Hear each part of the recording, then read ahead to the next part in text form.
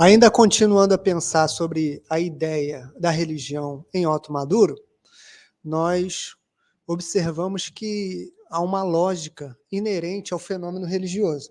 Porque naquela definição que nós lemos do Otto Maduro, observamos que a relação de obrigações e benefícios com os seres superiores é uma das partes da definição de religião do sociólogo venezuelano Otto Maduro. Ele diz que a religião ela possui uma relação de obrigações e benefícios com os seres superiores. Ou seja, a religião se sustenta na lógica da justiça retributiva. Então, o fiel cumpre as suas obrigações e recebe a bênção. Agora, se ele falha no cumprimento do que lhe compete, no contrato com a divindade, em troca, ele automaticamente recebe o castigo e a maldição. Então, o evangelho, diante dessa definição do Otto Maduro, ele é a superação das relações de mérito. É a superação dessa justiça retributiva, desses sistemas sacrificiais. Porque quando Jesus, em João capítulo 1, versículo 29, ele é descrito como o Cordeiro de Deus que tira o pecado do mundo, ele inaugura uma nova dimensão dessa relação entre Deus e os homens, porque não é mais baseada em uma relação de mérito, mas é baseada na graça. A elegante opção autodeterminada de Deus de abençoar bons e maus, justos e injustos. Então, a relação no Evangelho não é uma relação religiosa, uma relação de mérito, uma relação de justiça retributiva.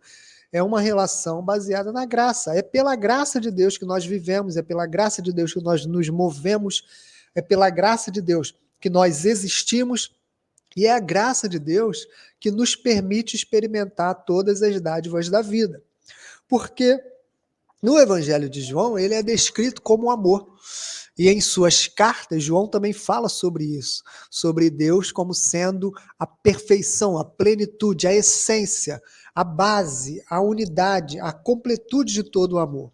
Então, aquele que se apropria do Evangelho, ele sabe que aquele que não poupou a seu próprio filho, mas o entregou por todos nós, ele também nos dará juntamente com ele, pela graça. Veja o que Paulo diz em Romanos 8,32, é pela graça. Ele nos dará juntamente com ele todas as coisas, pela sua graça. E Paulo ainda dizendo em Romanos capítulo 5, e também depois em Romanos capítulo 8, versículo 1, que nós desfrutamos essa liberdade, essa paz com Deus e essa paz de Deus. Por quê?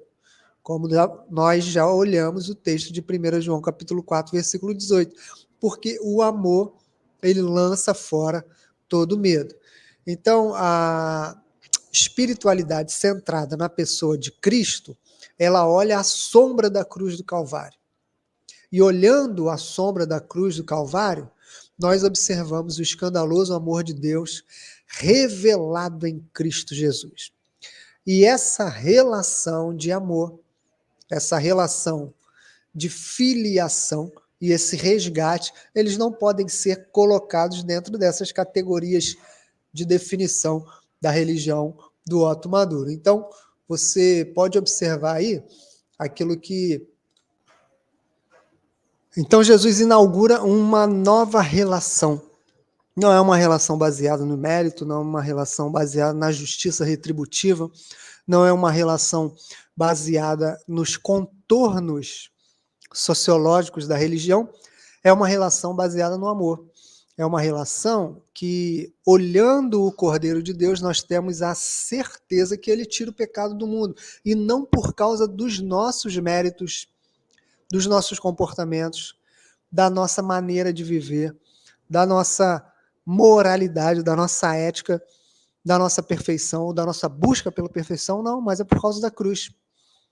É aquilo que o João, no seu capítulo 3, versículo 16, ele diz que Deus amou o mundo de tal maneira que deu o seu Filho unigênito, para que todo aquele que nele crê não pereça, mas tenha a vida eterna. Então, o evangelho ele não pode ser encaixotado nessas categorias da religião, Porque o fundamento do evangelho é a pessoa de Cristo Jesus. É a pessoa do Jesus de Nazaré.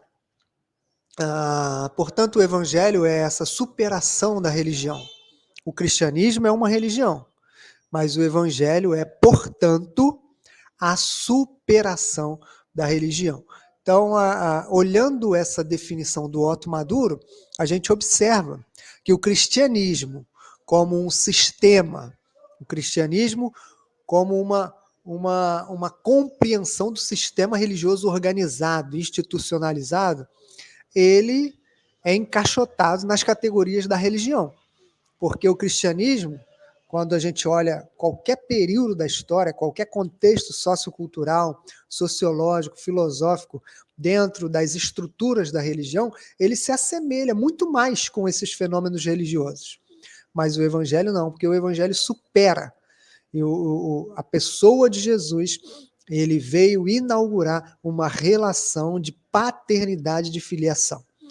É muito mais do que apenas um contexto histórico, social ou um contexto de sistema religioso, mas é uma relação.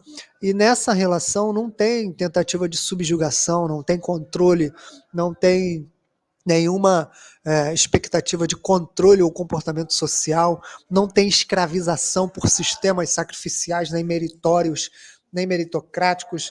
Essa relação é uma relação baseada no amor. E aí, quando a gente faz essa introdução pensando sobre as definições do Otto Maduro, nós observamos que, dentro desse contexto religioso, há uma busca pela transcendência na contemporaneidade. Então, quando a gente olha essa expectativa, essa busca pela transcendência, e aí agora eu estou falando de todas as religiões e de toda a espiritualidade e de todo o desejo humano, todo o anseio humano pela busca pela transcendência, é o que, dentro da fenomenologia da religião, a gente observa como sendo algo. E aí, conforme o próprio o John Stott diz, né, é um anseio de uma realidade suprema. O ser humano sempre busca, sempre anseia, sempre deseja o encontro com uma realidade suprema. E essa realidade, ela está além do universo material. E o John Stott diz que essa procura, essa busca, é um protesto contra a secularização, ou seja, é um protesto contra qualquer tentativa de eliminar Deus do seu próprio mundo, porque há um senso de infinito no coração humano que nos conduz a esse transcendente. Então, olhar essa definição de religião do Otto Maduro e olhar a definição de relação que há no Evangelho, nas cartas paulinas e nas cartas joaninas, é perceber que o Evangelho ele supera a religião, porque ele é uma busca pela transcendência. E essa busca pela transcendência, ela passa pela sensação que há no coração humano de infinito, de que existem coisas além da materialidade, além da física. Existem questões metafísicas, ou seja, existem significados incondicionais, que é uma definição que o Paul Tillich dá. Ele diz que há uma orientação do espírito ao significado incondicional. Ou seja, ele define a religião como uma preocupação suprema, que ela se manifesta em todas as funções criativas do espírito, bem como na esfera moral, na qualidade de seriedade incondicional que essa esfera ela exige. Então, é o gosto pelo infinito. O que Paul Tillich está dizendo? Que a religião ela nos traz essa sensação, essa orientação para aquilo que é incondicional, para aquilo que é metafísico, para as preocupações supremas, todas indicando tanto uma origem no ser, como um fim último para a religião, que é exatamente essa busca pelo transcendente. Então, eu vou encerrar essa reflexão por aqui, mas antes eu vou ler Amós, capítulo 5, versículo 21 e 24, na tradução A Mensagem, de Eugene Peterson, porque eu acho que ela responde algumas questões importantes sobre essa ideia de religião e a ideia do evangelho como essa superação da religião. Abre aspas. Amós 5, 21 a 24. Abre aspas. Não suporto os encontros religiosos de vocês. Estou cheio dos seus congressos e convenções. Não me interessam seus projetos religiosos, seus lemas e alvos presunçosos. Estou enojado das suas estratégias, seus lemas e alvos presunçosos, para levantar fundos das suas táticas de relações públicas e criação da própria imagem. Não suporto mais sua barulhenta música de culto ao ego. Quando foi a última vez que vocês cantaram para mim? Alguém aí sabe o que eu quero? Eu quero justiça, um mar de justiça. Eu quero integridade, rios de integridade. É isso que eu quero. Isso é tudo que eu quero. Fecha aspas. Acho que essa definição do profeta Amós, ela está muito mais alinhada com uma religião que é uma expressão sincera do coração humano do que uma religião baseada em meritocracia ou projetos, convenções, instituições, estratégias que revelam muito mais o nosso ego do que é Deus. Eu acho que olhar essa definição de Amós é observar que a religião, ela precisa ser uma expressão sincera do coração humano que se conjuga, que se comunga com o desejo de adorar e servir somente a Deus. O final do texto ele diz: eu quero justiça, eu quero integridade. O Espírito Santo possa nos levar para essa integridade íntegra, segundo o profeta Amós.